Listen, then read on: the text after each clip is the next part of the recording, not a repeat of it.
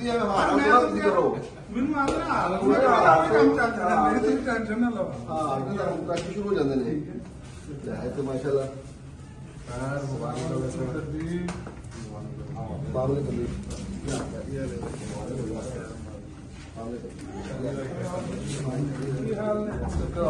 ਆਪਣਾ ਉਮਰ ਹੈ ਅੰਦਰ ਵੀ ਬੈਠਾ ਜੀ ਜੀ ਬਲਾਲ ਬਣਾਇਆ ਸੀ ਅੱਛਾ ਜੀ ਹਾਂਜੀ ਹਾਂ ਇੱਧਰ ਵੀ ਲਿਆ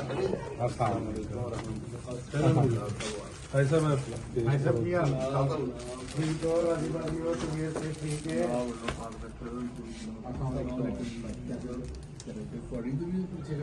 जी मैं तो आवाज सुन के पहचान गया मतलब भाई आदल लगा रहे सार उसी गल ਤੁਹਾਨੂੰ ਦੱਸਿਆ ਵੀ ਇਹਨਾਂ ਆਖਿਆ ਵੀ ਮੈਂ ਫਿਰ ਸਾਡਾ ਕੰਮ ਉਵੇਂ ਚੱਲ ਜਾਣਾ ਟੈਨਸ਼ਨ ਨਹੀਂ ਲੈਣੀ नवाज